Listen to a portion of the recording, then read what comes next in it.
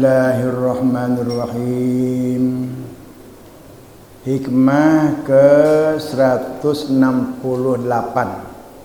Ilal masyiati, kepada kehendak Allah. Yustanadu, disandarkan. Kullu syai'in, segala sesuatu.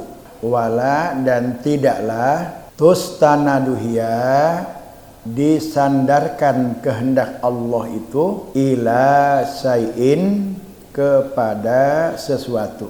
Singkatnya mah begini, segala sesuatu bersandar kepada kehendak Allah, sedangkan kehendak Allah itu tidak bersandar kepada sesuatu.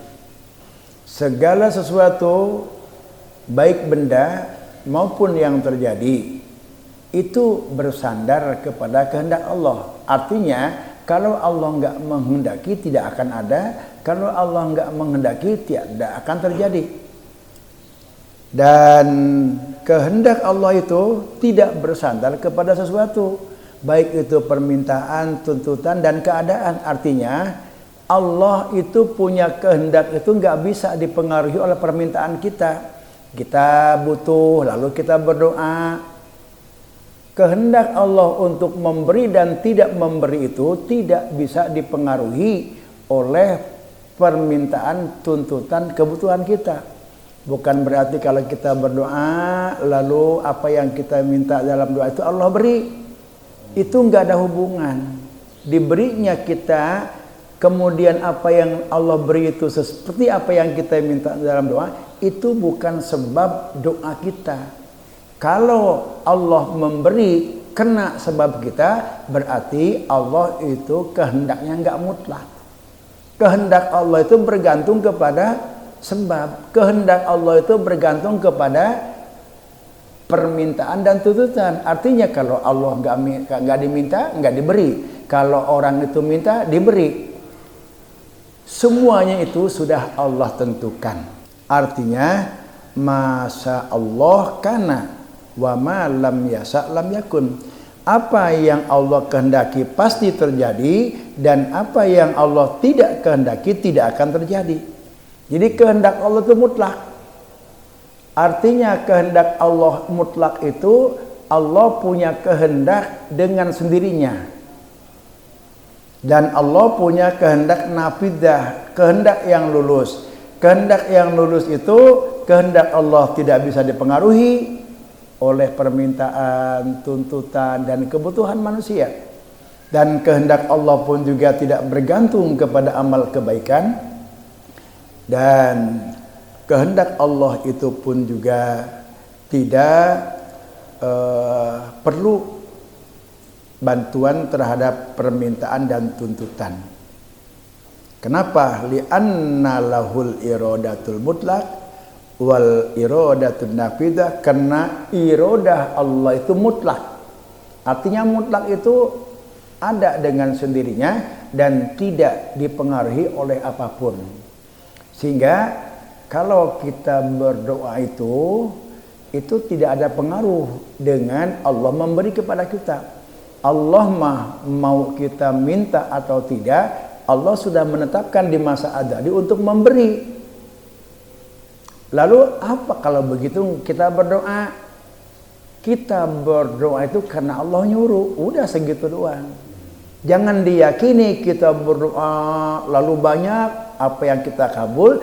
Jangan diyakini apa yang kita kabul itu adalah apa yang kita dapat itu merupakan pengabulan dari doa kita. Dan jangan dijadikan sebab karena kita berdoa, karena nggak ada hubungan antara pemberian Allah dengan doa kita. Walaupun Allah memberi itu sesuatu yang kita minta di dalam doa, itu hanya kebetulan saja. Ini untuk orang yang sudah imannya sudah jauh. Tapi untuk pemula memang begitu, supaya dia semangat. Nah, kalau udah semangat nanti digeser, bukan begitu. Untuk orang pemula kamu itu berdoa, Allah berjanji, ud'uni astajib lakum. Berdoa kamu, minta kamu. Allah nggak suka kalau kamu itu nggak minta. Kalau kamu minta astajib lakum, pasti aku kabulkan. Itu untuk orang pemula yang imannya masih makrifat awal. Nah, kalau orang yang sudah makrifatnya sudah meningkat ke tahapan mutawasitoh, berdoa itu bukan kaitannya dengan dikabul atau tidak dikabul. Berdoa mah kaitannya dengan perintah. Kalau doa itu enggak dijadikan sebagai sebab untuk Allah memberi kepada kita, ngapain kita berdoa? Jangan ngapain.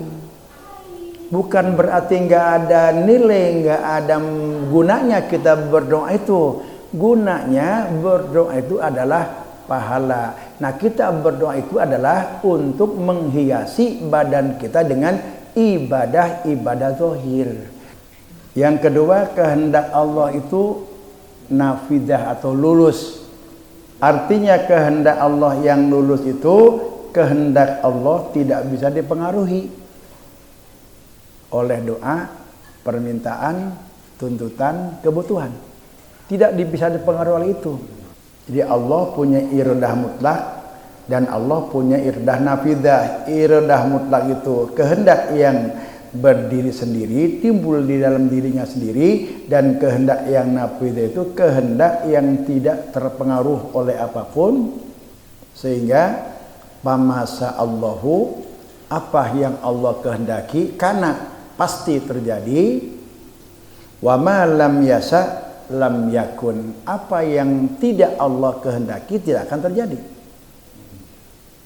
Yakini itu, tanamkan dalam diri kita.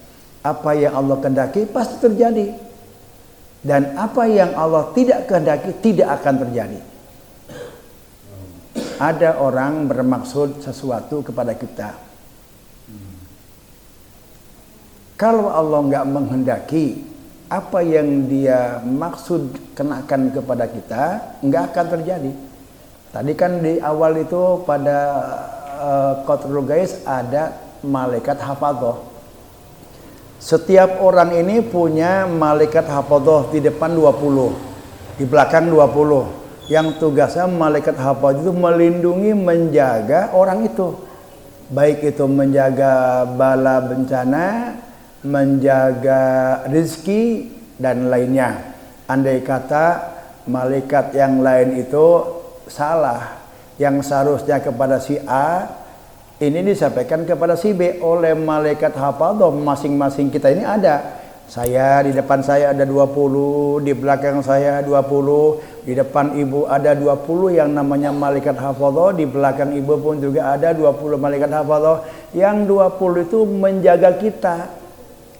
Kalau misalkan dulu zaman Covid, oh ini mah di sananya tidak dicatat dan tidak dikehendaki Allah kena dengan Covid. Ketika Covid datang, dijaga oleh malaikat hafadzah yang di depan kita, di belakang kita. Kalau memang sudah ada di lauhil mahfudnya bahwa kita akan kekenaan dengan bala itu, malaikat tidak menjaganya karena memang sudah ada ketentuan dan hukum Allah itu. Wa wuqu'u lam yasa muhalun. Jadi yakini segala apa yang terjadi di alam semesta ini enggak lepas dari kehendak Allah. Tidak ada sesuatu yang terjadi di alam semesta ini di luar kehendak Allah. Enggak ada. Wa wuqu'u lam yasa muhalun. Terjadinya sesuatu yang Allah tidak kehendaki muhalun. Itu mustahil. Itu enggak ada. Ada kejadian-kejadian terjadi, bala musibah, ada perbuatan-perbuatan yang terjadi, misalkan perbuatan taat, perbuatan maksiat. Semua itu jika terjadi di luar kehendak Allah itu mustahil. Misal ada orang berbuat maksiat. Orang itu berbuat maksiat itu tidak mungkin di luar kehendak Allah. Berarti dia maksiat itu adalah atas dasar kehendak Allah. Nanti kehendak yang mana? Untuk kita itu supaya sempurna, maka syariat kita harus digabung dengan hakikat. Seperti apa syariat dan seperti apa hakikat. masa Allahu kana wa ma lam yasa lam yakun wa wuqu'u lam yasa muhalun. Qala Allah Ta'ala, Allah berfirman dalam Quran surat At-Takwir, A'udzu billahi minasyaitonir rajim, wa ma tasyauna illa ayyasha Allahu rabbul alamin. Wa ma tasyauna, engkau itu tidak bisa berkehendak, tidak punya kehendak, illa ayyasha Allahu, kecuali Allah menghendaki. Rabbul alamin, sebagai pemilik alam semesta, sebagai pencipta alam semesta dan sebagai pengatur alam semesta. Rabb itu pencipta, pemilik dan pengatur. Jadi kita mah nggak punya kehendak. Kan kita setiap hari ada hendak ke pasar, hendak ke dapur, hendak nyuci pakaian, hendak kehendak kita itu namanya upaya. Kalau kehendak-kehendak kita lalu itu terjadi, misalkan saya hendak ke pasar, terjadi, itu karena ada kehendak Allah di situ. Kalau Allah nggak menghendaki kita mau ke pasar, lalu Allah nggak menghendaki saat itu kita ke pasar, Allah akan memberikan suatu halangan. Misalkan begitu kita mau ke pasar, hujan. Nah, kan kehendak kita nggak terjadi itu. Kita mau ke pasar, hujan. Allah nggak menghendaki kita ke pasar, hujan terus nggak berhenti sampai siang, nggak jadi ke pasar. Kalau kehendak Allah mau hujan, mau nggak hujan, kalau Allah menghendaki pasti terjadi. Nah, itu menunjukkan bahwa manusia itu nggak punya kehendak. Kalaupun kehendak itu terwujud, itu karena berbarengan atau bersamaan dengan kehendak Allah. Artinya yang menjadi standar adalah kehendak Allah. Kalau tidak berbarengan atau bertemu dengan kehendak Allah, kehendak kita nggak akan wujud. Sehingga semua apapun yang kita kehendaki kemudian terjadi, oh mau ke Tangerang, kemudian kita berangkat ke Tangerang, lalu sampai ke Tangerang, karena itu juga Allah menghendaki kita sehingga sampai. Kalau enggak pasti ada aja halangan itu. Jadi kalau misalkan awas ya ku aing diteluh ku aing, berbahaya. Dek diteluh tanda kenaon, kalau Allah enggak menghendaki insya Allah enggak. Kalau Allah menghendaki, misalkan terjadi bukan karena teluh, karena kehendak Allah. Allah menghendaki. Kapan menghendakinya? Sebelum kita tercipta, sebelum kita ada, sudah Allah kehendaki bahwa ini tanggal sekian dia kena musibah. Begitu ada orang yang berbuat tidak baik, mengguna-guna, kemudian terjadi, jangan diyakini itu, karena memang sudah dari sononya. Sebenarnya, walaupun nggak ada orang yang mengguna-guna, kalau memang sudah Allah menetapkan pada zaman akhir terjadi. Ya, sehingga apapun yang terjadi dalam diri kita, jangan lepas daripada kehendak Allah. Dan kita jangan khawatir dengan selain Allah itu. Selain Allah itu nggak punya kekuatan, nggak punya kemampuan. Dan mereka tidak bisa memberi manfaat dan tidak bisa memberi madarat. Yang bisa memberikan manfaat dan bisa memberikan madarat itu hanya Allah saja. Allahu an-nafi wad-dar. Itu asma Allah yang keberapa itu? An-nafi, yang bisa memberikan manfaat, wad-dar, dan yang bisa memberikan madarat. Manusia tidak bisa memberikan apapun. Yakin itu ya. Jadi jangan takut diteluh ku aing sia. Diam aja. Kita yakin kepada Allah. Kalau Allah enggak menghendaki, tenang aja. Ulah sieun, waduh, diteluh aing. Jangan kadukun urang aja nama. Ajo rame kadukun teh.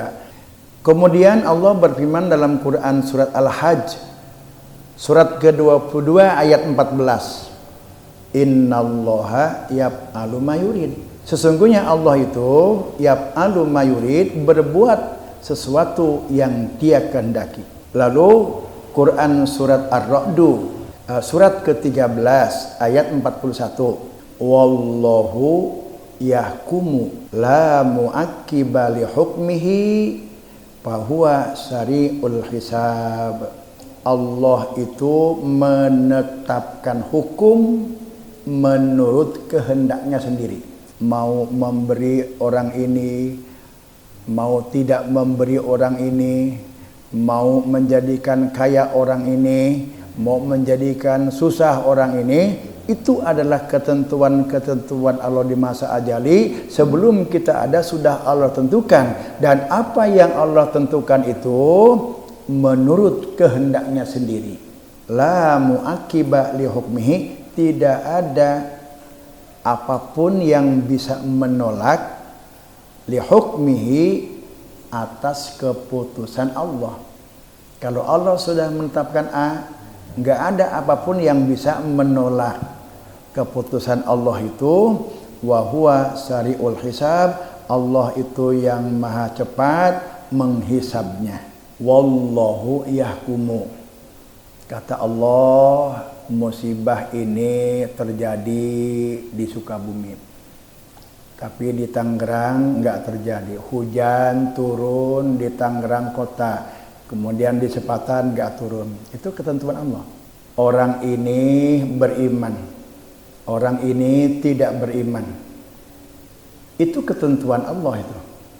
Orang ini ditetapkan orang taat, orang ini tidak taat. Orang ini dijadikan Allah kaya, orang ini dijadikan Allah miskin seumur-umur. Itu sudah Allah tentukan itu. Maka jangan pusing. Ikat geus aya di dituna. Sebelum manusia tercipta, ini sudah Allah putuskan itu. Maka kalau kita nggak tahu, pusing kita, kenapa hidup begini amat ini. Hidup susah pun juga hidup terus. Orang ini ahli surga, orang ini bakal ahli neraka, itu sudah Allah tetapkan. Nanti kita bahas, oh kalau begitu matumis kumah Allah, bagaimana Allah saja. Ini ahli neraka, dia akan dipermudah menjurus kepada perbuatan neraka. Jangan bilang saya berbuat maksiat dan itu kan ahli neraka, karena Allah tetapkan. Jangan berhenti di situ, nanti kita bahas lebih panjang lagi. Nah, jadi kembali ketentuan-ketentuan wallahu yahkumu. Nah, ini kita sama membahas tadi ayat tadi tuh. Ar-Ra'd 41, wallahu yahkumu, Allah itu menetapkan hukum atau ketentuan-ketentuan menurut kehendaknya. Bukan karena permintaan, bukan karena kita orang baik-baik, bukan kita karena orang banyak maksiat. Allah menentukan orang ini taat. Allah, kita melihat orang ini nggak taat, itu sudah ditentukan Allah. Ini kita lagi berbicara soal hakikat ini. Ini bicaranya kita ini sudah ma'rifat, mengarah kepada ma'rifat khusus. Kalau ma'rifat awal mah nggak begini bicaranya. Ketentuan-ketentuan Allah itu, baik itu dia orang beriman, ini tidak beriman, itu sudah Allah tentukan. Kita lihat di jalan orang penuh tato, telinga udah rawing, pakai anting, lalu dia nggak sholat, bulan puasa dia, bulan Ramadan dia nggak puasa. Itu sudah ketentuan Allah, sudah Allah tetapkan itu. Dan nanti bagaimana dengan orang itu, ntar kita lihat ke bawahnya. Ini kita lagi berbicara ayat ini, wallahu yahkumu, apapun yang terjadi di alam semesta ini itu sudah Allah tentukan sebelum alam ada. Jadi sudah Allah tentukan pada masa ajali, sebelum alam makhluk bumi, matahari, malaikat, bintang ada tercipta, itu sudah Allah tentukan, sudah Allah putuskan. Ini orang kaya, ini orang miskin, ini orang setengah miskin, ini orang mula-mula miskin, kemudian sangat kaya, ini orang yang sangat miskin seumur-umur.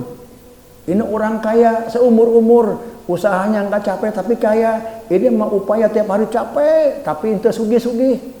Itu sudah Allah tentukan di situ. Maka kalau kita berbicara soal kehidupan, larikan ke situ. Nanti bagaimana kita seharusnya? Ini langkah awal dulu ya, jangan supaya kita pusing. Hidup dibikin pusing. Dan kita jangan ikut pusing dengan sesuatu yang sudah Allah tetapkan. Nggak akan bisa selesai. Nggak akan bisa selesai dengan kita memikirkan soal itu yang sudah Allah tentukan. Kan kita mah kebanyakan ikut memikirkan apa yang sudah Allah tetapkan. Tapi kita nggak pernah berpikir yang merupakan kewajiban kita. Apa kewajiban kita? Ibadah. Pernah nggak kita berpikir, Gusti, ibadah saya ini bener nggak menurut syariat engkau? Ibadah saya ini engkau terima apa enggak? Kita kebanyakan berpikirnya mana? Berpikir soal kehidupan, soal harta, soal bagian, atau berpikir soal kewajiban? Soal kehidupan kita. Yang banyak terpikir, kita berpikir soal kehidupan. Sedangkan soal kehidupan itu sudah diatur oleh Allah Subhanahu wa taala. Kita mah tinggal menjalani aja. Jangan bikin pusing, jangan ikut ngurusin yang sudah dipikirkan, yang sudah diatur oleh Allah. Yang kita pikirin itu kewajiban kita. Nih, ibadah saya ini sudah sesuai enggak dengan perintah Allah? Kalau merasa belum sesuai, belum merasa nikmat, ngaji, terus perbaiki bagaimana supaya ibadah saya ini nikmat. Nah, kalau kita sudah sampai ke situ, ibadah saya ini nikmat, kemudian kita nggak pengen berhenti kalau ibadah itu. Pan kita mah kadang-kadang sholat ya yang buru-buru angges, ya pengen buru-buru berhenti. Kenapa? Karena belum sampai kepada kenikmatan. Kita upayakan kita beribadah itu nikmat itu. Hukum-hukum Allah tadi la muakiba, tidak ada satupun apapun yang bisa menolak atau merubah daripada ketentuan-ketentuan Allah itu. Nah, sehingga penjelasan Ibnu Athaillah hadhil ayat tadi, wa ma tasyauna illa ayyasha Allahu rabbul alamin, innallaha yaf'alu ma yurid, wallahu yahkumu la mu'aqiba li hukmihi wa huwa sari'ul hisab. Hadhil ayat-ayat yang tadi kita baca itu tusbitu lahul irodah, menetapkan hanya Allah lah yang punya kehendak, sementara manusia mah nggak punya kehendak. Wa tusbitu lahu kamaluha, dan menetapkan betapa sempurnanya kehendak Allah itu. Lalu bagaimana kita itu? Udah, jangan berpikir bagaimana dan jangan berpikir berapa, kapan dan bagaimana. Sebab di dalam Qatrul Ghais tadi, man taroka arba'a kalimatin, barang siapa yang meninggalkan 4 kalimat, aina wa kaifa wa mata wa kam. Bagaimana ini Allah berbuat demikian? Bagaimana Allah itu menghendaki orang ini maksiat sedangkan Allah nggak suka dengan maksiat? Kalau Allah nggak kehendaki dia nggak maksiat, kemudian kenapa disiksa dia? Itu jangan ditanyakan kaifa, kenapa? Ini kalau begitu nggak ada keadilan Allah itu. Jangan ditanya itu. Orang yang meninggalkan 4 pertanyaan tadi tentang gaib, tentang Allah, aina, di mana Allah, wa kaifa, bagaimana Allah berbuat demikian, jangan protes dengan perbuatan Allah itu. Sehingga perbuatan Allah itu la yus'alu amma yaf'alu. Jangan suka protes, jangan suka menilai, jangan suka nanya tentang apa yang Allah perbuat. Itu ada di dalam Quran surat Al-Anbiya. Allah berpesan tentang perbuatan Allah. La yus'alu amma yaf'alu. Engkau jangan nanya tentang apa yang aku perbuat. Karena aku berbuat, kan tadi di Quran, innallaha yaf'alu ma yurid. Allah itu berbuat ma yurid, apa yang Allah kehendaki. Allah mau memasukkan orang yang maksiat ke surga. Allah akan memasukkan orang yang ahli ibadah ke neraka. Yaf'alu ma yurid. Sah-sah saja, nggak ada yang bisa menghalangi. Boleh-boleh aja bagi Allah itu. La yus'alu amma yaf'al. Jangan ditanya, kok begitu, kenapa bisa begitu? Jangan.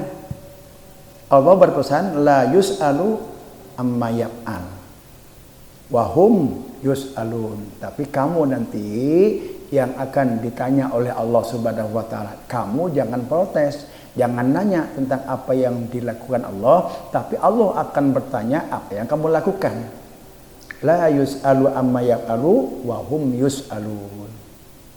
Itu Quran surat Al-Anbiya surat ke-21 ayat 23. Terusnya qarraba man sa'a min ibadihi bi amalin wala amalin. Allah bisa mendekatkan hambanya yang dia kehendaki bi amalin dengan amal ibadah wala amalin dan tidak pula dengan ibadah. Ada yang Allah dekatkan kepada dirinya karena dia banyak beramal ibadah, ada pula yang Allah dekatkan dengan dirinya tanpa dengan banyak amal ibadah. Jadi nggak ada pengaruh hubungan antara amal ibadah. Ini kalau kita udah berbicara lebih jauh, ini udah nggak ada pengaruh antara amal ibadah dengan apa yang Allah lakukan kepada kita. Kan kita merasanya kalau kita rajin ibadah udah pede aja, alhamdulillah, aduh udah dekat dengan Allah, Allah sangat suka dengan saya.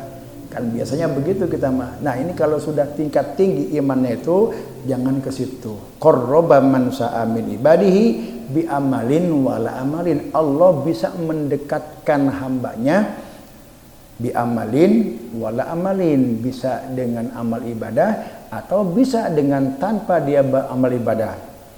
Qarraba man sa'a, Allah juga bisa menetapkan dia ahli surga bi amalin kena banyak amal ibadah wala amalin dan juga tidak kena banyak ibadah.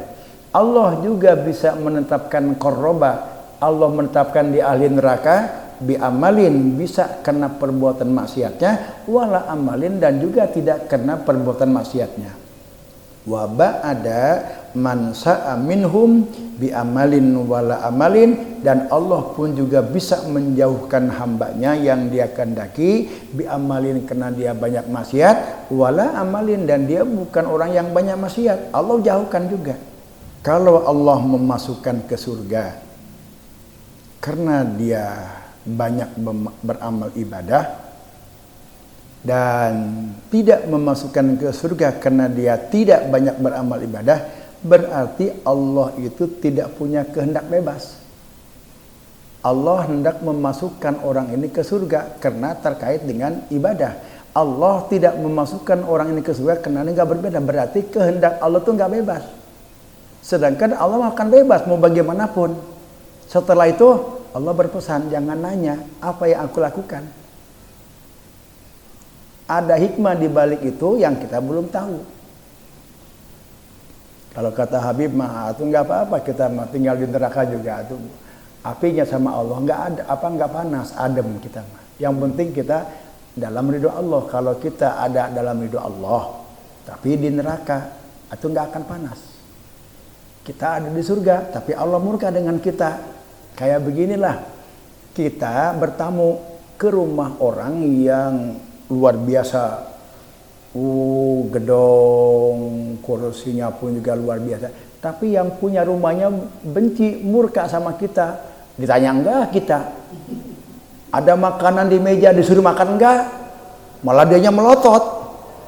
Walaupun kita berada di rumah yang indah, megah, hebat, segala makan ada, tapi yang punyanya marah sama kita, murka sama kita, benci sama kita, nawarin enggak, mukanya pun juga asam. Emang enak? Enggak enak. Kita ada di surga, yang punya surganya murka sama kita. Kita ada di rumah reot, kehujanan juga bocor, panas juga kepanasan, makan juga sama ikan asin doang. Tapi yang punyanya manis budi, ketawa, luar biasa dia. Seneng kita itu, makan sama ikan asin juga enak aja udah. Kalau yang punyanya ridho, kita ada di neraka, yang punyanya ridho, insya Allah atukumah Allah baik. Cek Allah tia, kuni dan wahai neraka, dingin untuk orang itu. Wahai surga, panas, gak enak untuk orang itu. Maka Allah berpesan, jangan nanya tentang apa yang aku lakukan nanti. Qarraba man sa'a min ibadihi bi amalin. Allah mendekatkan hamba-hambanya itu bi amalin, dengan kena banyak ibadah. Seperti siapa? Para nabi, para rasul, para waliullah, orang-orang soleh. Dia banyak beramal ibadah, banyak berbakti kepada Allah, lalu Allah dekatkan, Allah tuliskan sebagai ahli surga. Dan Allah juga bisa mendekatkan hambanya tanpa banyak beramal. Siapa Saharatu Fir'aun, tukang sihirnya Fir'aun. Berpuluh-puluh tahun itu tukang sihir itu ngabdi kepada Fir'aun dan dia juga mengaku Tuhan kepada Fir'aun. Lalu adu jajakan kemampuan dengan Nabi Musa. Begitu para tukang-tukang sihir kawakan Fir'aun itu mengeluarkan kemampuan sihirnya, tambang jadi ular, lalu Allah menurunkan wahyu kepada Nabi Musa, lemparkan tongkat kamu, lalu tongkat itu menjadi ular besar, tambang-tambang yang jadi ular kecil, habis semua dimakan. Nah, setelah itu para tukang sihir Fir'aun yang sepanjang puluhan tahun dia mengabdi dan dia menganggap Fir'aun sebagai Tuhan, melihat kenyataan itu, dia beriman kepada Allah. Begitu beriman kepada Allah, kepada Nabi Musa, ketahuan sama Fir'aun, dibunuh semua. Begitu dibunuh semua oleh Allah, para tukang sihir itu ahli surga. Jadi Allah dekatkan orang itu tanpa dia banyak beramal ibadah. Contohnya tadi, para tukang sihir Fir'aun. Seumur hidup, sepanjang hidupnya dia itu mengabdi dan dia menganggap Fir'aun sebagai Tuhan. Begitu di akhir hayat dia beriman dan dia beriman kepada Allah dan malaikat. Belum sempat dia hidup banyak beramal soleh, lalu dibunuh oleh Fir'aun. Lalu Allah ampuni segala kesalahan yang ke belakang itu dan dia Allah tetapkan sebagai ahli surga. Itu yang dimaksudkan dengan wa qarraba man sa'a min ibadihi bila amalin. Allah juga bisa dan sanggup mendekatkan hambanya tanpa ada banyak berbuat ibadah. Jadi Allah itu punya kehendak bebas. Kalau rumusnya umumnya kan begitu dulu. Kalau kita banyak beribadah akan dapat rahmat Allah, masuk surga. Kalau kita nggak beribadah, maka kita akan tidak dapat masuk surga. Kemudian kalau berat amal ibadah kita yang baiknya lebih berat daripada yang jelek, surga. Kalau amal ibadah kita yang baiknya lebih ringan daripada yang jelek, masuk neraka. Nah, itu untuk orang awam. Tapi untuk orang yang sudah makrifatnya tinggi, kalau begitu berarti kehendak Allah itu nggak bebas, terpaku, terikat dengan amal ibadah. Sedangkan Allah mah punya kehendak bebas, meskuma Allah bebas. Kalau begitu, kalau bagaimana kehendak Allah, ngapain kita ibadah? Entah dulu. Allah menjauhkan hamba-hambanya dengan amal, wa ba'ada man sa'a minhum bi amalin, dan Allah bisa menjauhkan hamba-hambanya bi amalin dengan amal kemaksiatan. Seperti apa? Fir'aun. Memang Allah menghendaki sejak sebelum Fir'aun dicipta dan dia ada, Allah sudah putuskan di masa ajalinya dan Allah menghendaki kehendak laknat Allah kepada makhluknya. Kenapa demikian? Di dalam Quran surat Yasin ada dijelaskan kenapa Allah bikin ini, kenapa Allah bikin ini. Allah akan membuat perumpamaan sebagai sebuah tabir, sebagai pelajaran untuk umumnya. Nih, kalau orang yang durhaka kepada Allah begini, orang yang banyak ibadah kepada Allah bikin perumpamaan-perumpamaan. Kenapa Allah itu berbuat demikian? Karena Allah akan memberikan pelajaran. Sebagai contoh, orang yang durhaka itu begini, orang yang ahli takwa itu demikian. Diberikan contoh oleh Allah Subhanahu wa taala. Untuk seterusnya, ya Allah punya kehendak sendiri. Allah pun juga bisa menjauhkan hamba-hambanya yang tidak beramal, yang tidak beramal kemaksiatan. Seperti siapa? Barsiso al-Abid, santrinya banyak, ahli ibadah, lalu dia dipengaruhi oleh setan, oleh iblis. Iblis mah paling pintar. Yang mengganggu Barsiso itu kiainya lagi, iblisnya juga. Barsiso seorang ulama besar ahli ibadah. Nah, iblis yang mengganggu, menggelencengkan Barsiso pun juga ulama lagi. Sering bangun malam di masjid. Sebelum dia sampai, tuh si iblis itu udah lebih duluan. Misalkan jam 4 itu Barsisa udah ke masjid. Begitu masuk ke masjid, iblis udah lebih duluan lagi zikir. Kata Barsisa, aduh kalah gua nih. Lebih duluan dia. Itu nggak dikenal. Nah, kemudian Barsisa punya keinginan besok gua lebih itu lagi. Kalau kemarin jam 4, besok mah gua jam 3 mau datang ke masjid. Datanglah di jam 3. Begitu masuk ke masjid, orang itu udah duluan. Lagi zikir, udah ingat, dipanggil juga udah nggak merespon dia, karena saking dia merasa memperlihatkan begitu nikmatnya dia berzikir. Kata Barsisa, kalah lagi gua. Perasaan gua hidup paling hebat, tiap malam bangun tahajud, ada orang yang lebih hebat lagi. Merasakan dia kelihatan begitu betapa nikmatnya orang itu. Besok mah gua jam 2 bangun Barsisa jam 2. Begitu masuk ke masjid, dia udah lebih ada lagi di depan itu. Lagi zikir. Terpaksa si Barsisa itu nanya, "Wahai Abdullah, ini kamu dari mana? Saya nggak kenal dengan kamu." "Memang kenapa? Mau nanya, apa yang kamu tanya?" "Itu hebat amat kamu merasakan, saya melihat kamu itu ibadah nikmat banget itu.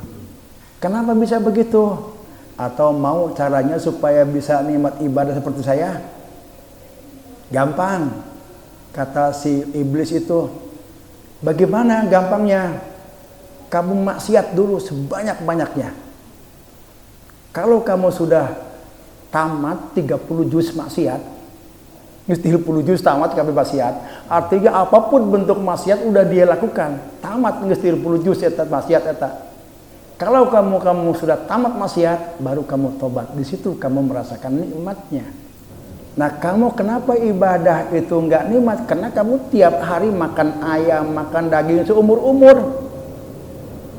Kalau kita makan enak terus, daging, opor, kemudian ayam, maka kan berbalik, kita nggak merasa nikmatnya makan yang enak itu. Padahal itu makanan yang luar biasa tinggi, tapi kita nggak merasa nikmat. Kenapa? Karena kita sudah sering melakukan itu. Kamu dari pertama ibadah terus, wajar kalau sekarang kamu nggak merasa nikmat ibadah, karena kamu udah lama ibadah itu. Makanya kamu maksiat dulu. Nah, maksiat dulu. Makan dulu ikan asin, tempe, garam, kalau bisa perlu mah. Nanti udah lama begitu, baru ketemu sama ikan ayam, luar biasa nikmatnya. Saya dulu begitu, karena saya udah maksiat tamat 30 juz, semua bentuk maksiat itu sudah saya lakukan, lalu saya tobat, ibadah saya seperti ini. Waduh, gimana ya saya ini? Lalu kata si Barsisa itu, "Udah, kamu berzina aja, kan santri perempuan, santri kamu banyak. Udah, satu orang aja dijinahin sama kamu. Kamu berbuat zina dulu, berbuat dosa. Kalau saya zina, ntar dia hamil, ketahuan dong orang saya sama orang. Bagaimana harga diri saya?" "Oh, kalau memang kamu itu takut ketahuan, mabok dah. Berzina, judi, udah mabok. Maboknya jangan di luar, di kamar aja. Ambil minuman keras. Kamu udah mabok di situ." Dia mencoba, akhirnya kegoda. Si Barsisa itu minum, dia mabok. Begitu mabok, ada perempuan santrinya dijinahin. Jadi akhirnya semua dosa-dosa itu besar. Nah, itulah Allah itu yang tadinya ahli ibadah, Allah menjauhkan dia karena sedikit daripada kemaksiatan itu. Jadi Allah itu kehendaknya mutlak, yub'idu mayyasa, Allah bisa menjauhkan orang yang tanpa banyak maksiat, dan Allah juga bisa menjauhkan orang yang banyak maksiat. Itu menunjukkan bahwa kehendak Allah itu mutlak, tanpa ada bisa yang mempengaruhi, yang disebut dengan irodah mutlak dan irodah nafidah. Nah, sekarang bagaimana kita melihat tentang kehendak Allah dan syariatnya itu? Panadru ilal masyiati. Kalau kita melihat kehendak Allah, kan tidak ada yang terjadi di alam semesta ini yang keluar dari kehendak Allah. Semua atas kehendak Allah, yang baik, yang tidak baik, yang iman, yang kafir, semua kehendak Allah. Nah, kehendak Allah itu ada dua. Satu, kehendak rahmat. Kedua, kehendak laknat. Kehendak laknat dan kehendak rahmat itu sudah Allah tetapkan di masa azali. Sebelum manusia tercipta, sebelum kita berbuat, Allah sudah menetapkan ini tahun sekian, tanggal sekian, tiap hari tanggal sekian, dia akan mendapatkan kehendak rahmat Allah, dan juga dia akan mendapat kehendak laknat Allah. Kalau kita melihat kehendak Allah, itulah yang namanya hakikat. Hakikat itu yang Allah tentukan, yang sudah Allah tetapkan pada masa azali. Sedangkan wanadzu ila amalil abdi, kita melihat kepada lahiriah perbuatan hamba, baik atau buruk. Oh, ini orang sholat, oh ini orang tidak sholat, orang ini judi, orang ini berzina, orang ini puasa di bulan Ramadan, orang ini enggak puasa di bulan Ramadan. Syariatun, itu adalah syariat. Jadi kalau kita lihat ada orang sholat, oh si Jayan sholat, enggak apa-apa. Kalau kita mengatakan si Jayan sholat, si Anu puasa, si Anu bersedekah, saya tadi bersedekah, saya tadi nyumbang, diumumkan si Anu nyumbang ke masjid 1 juta, itu syariat. Hakikatnya dia nyumbang karena dia mendapatkan kehendak rahmat Allah. Tanpa ada kehendak rahmat Allah, dia nggak mungkin nyumbang. Dia sholat, itu syariat. Kita mengatakan, siapa yang sholat? Pak Jaya sholat. Hakikatnya Pak Jaya itu kena mendapatkan kehendak rahmat Allah. Kalau tanpa ada kehendak rahmat Allah, Pak Jaya mulai sholat. Nah, itu harus digabung. Kalau kita melihat orang yang maksiat, melihat orang yang tidak baik, boleh kita mengatakan si A judi, si A tidak sholat, si A maksiat. Tetapi hakikat kita mengatakan, maksudnya hakikat itu pikiran kita dan mata batin kita mengatakan, oh itu orang mendapatkan kehendak laknat Allah kalau dia maksiat. Jadi jangan berhenti, oh dia maksiat, oh dia berzina, dia mabuk. Jangan berhenti di situ. Kalau kita berhenti di situ, ingatan kita enggak tembus kepada hakikat, ini orang akan tertipu, terhijab gitu, bahkan tipu. Orang ini akan terhijab dari melihat Allah. Kalau orang yang berhakikat aja, bagaimanapun apapun yang terjadi adalah enggak lepas daripada kehendak Allah. Saya maksiat karena Allah menghendaki. Dia enggak merasa bersalah karena memang Allah menghendaki dia maksiat. Kenapa saya Allah kehendaki maksiat? Kalau Allah enggak menghendaki saya maksiat, saya enggak akan maksiat. Sehingga dia enggak merasa bersalah. Nah, kalau orang yang berhakikat itu, dia akan tertipu dan dia akan terusir dari hadratullah. Orang yang hanya bersandar kepada syariat, melihat orang itu enggak sholat, melihat orang itu berzina, melihat orang itu tidak bersedekah padahal dia uangnya banyak, itu syariat. Jangan berhenti di situ, harus lanjutkan kepada hakikat. Orang itu uangnya banyak tapi dia pelit, oh dia itu mendapatkan kehendak laknat Allah.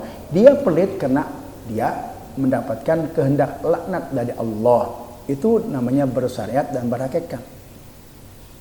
Jangan kita berhakikat aja, melihat orang kafir, lalu hati kita mengatakan orang kafir itu atas kehendak laknat Allah.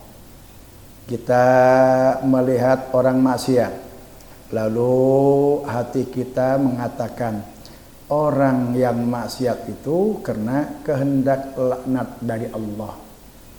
Jangan kita tinggal kata laknat dan kata rahmat, jangan ditinggal. Jadi kita tuh ditunjuki oleh Ibnu Athaillah itu semuanya atas kehendak Allah. Kehendak Allah itu ada dua, ada kehendak rahmat, ada kehendak laknat.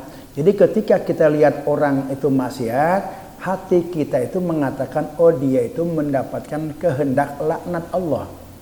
Ketika kita melihat orang ahli ibadah, hati kita itu harus mengatakan, oh dia itu mendapatkan kehendak rahmat Allah.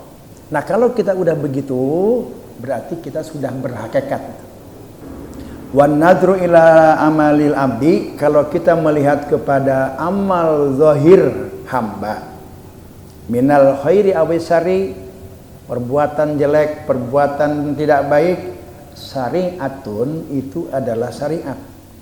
Kita ngelihat nih ada si Fulan bin Fulan ahli maksiat, si Fulan bin Fulan makan riba, si Fulan bin Fulan tukang dusta, si Fulan bin Fulan gak puasa di bulan Ramadan. Ucapan kita itu menunjukkan syariat. Kalau kita ngomong Bang Ucok yang sholat, Pak Jaya yang beribadah bersedekah, itu ucapan seperti itu adalah ucapan syariat. Kalau ucapan hakikatnya Pak Jaya beribadah, itu ucapan syariat. Siapa yang beribadah? Pak Jaya, itu ucapan syariat. Lalu ucapan hakikatnya Pak Jaya beribadah itu karena mendapatkan kehendak rahmat Allah. Nah itu harus digabung. La buddha ayyajma'a bainahuma. Kita sebagai orang yang sudah ma'rifat khusus kenal dengan Allah itu harus digabung antara syariat dengan hakikat. Dimanapun dan kita mengatakan apapun harus kita yakini orang itu berbuat ibadah. Jangan berhenti di situ. Orang itu ahli ibadah dan orang itu karena mendapatkan kehendak rahmat Allah. Orang itu berzina, orang itu judi, orang itu makan riba.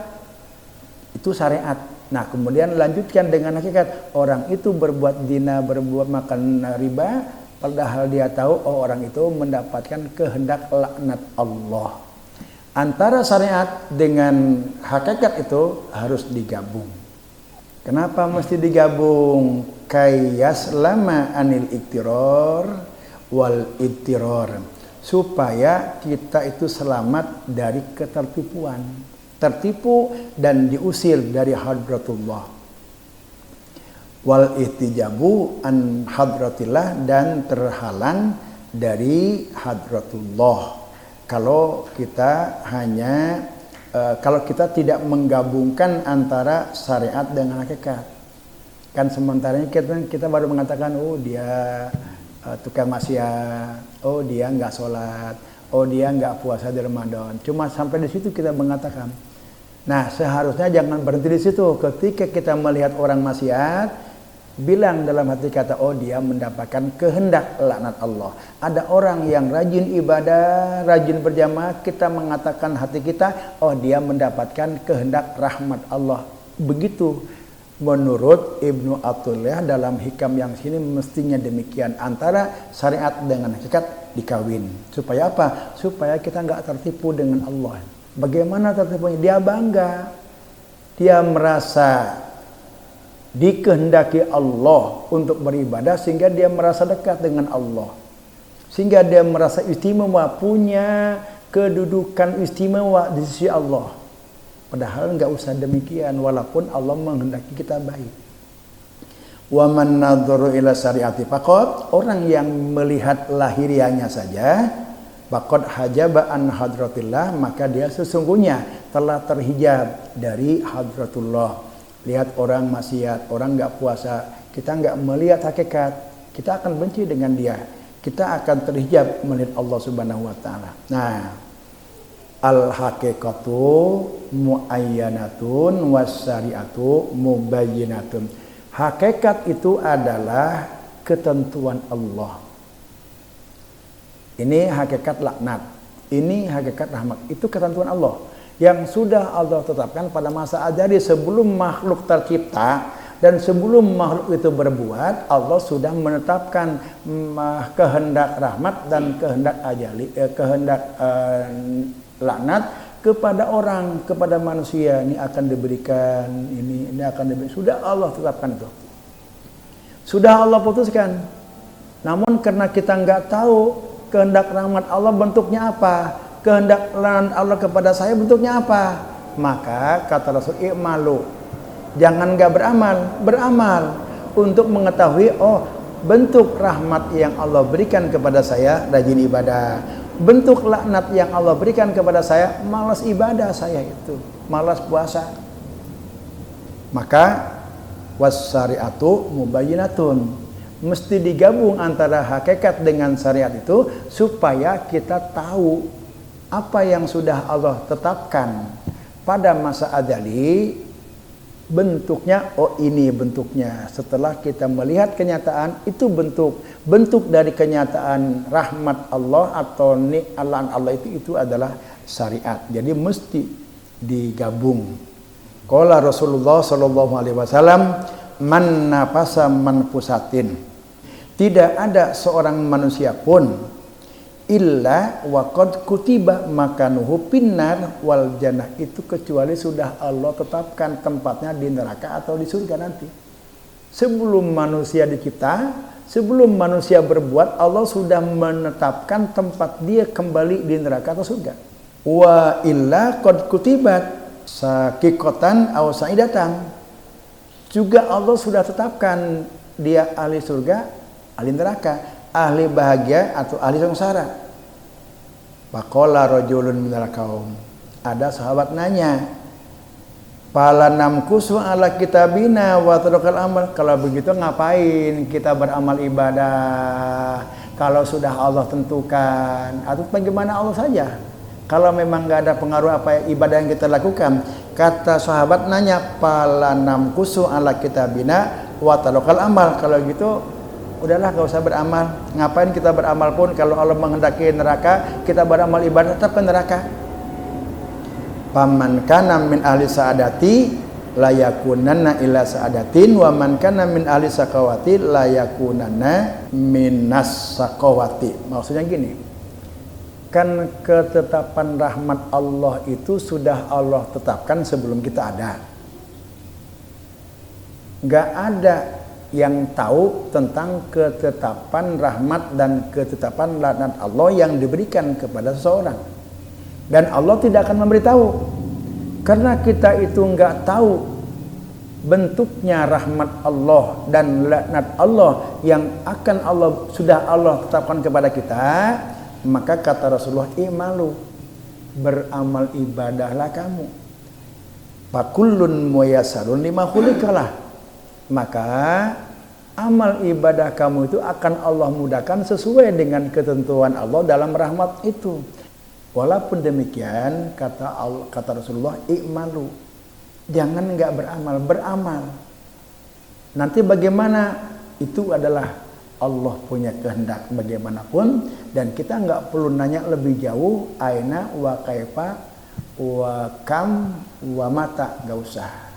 Jadi kesimpulannya, apapun yang Allah kehendaki pasti terjadi, dan apapun yang Allah tidak kehendaki tidak akan terjadi. Sehingga kita nggak perlu berpikir, nggak perlu khawatir dengan segala sesuatu kehidupan ini. Tergantung bagaimana rahmat Allah yang akan Allah berikan kepada kita. Tergantung kehendak Allah yang Allah berikan kepada kita, apakah kehendak rahmat, apakah kehendak laknat.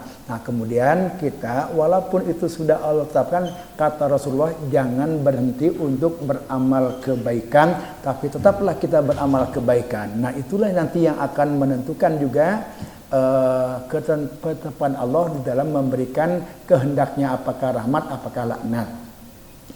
Demikian kesimpulannya. Maka hikmah yang ke-169, wallahu alam bishawab.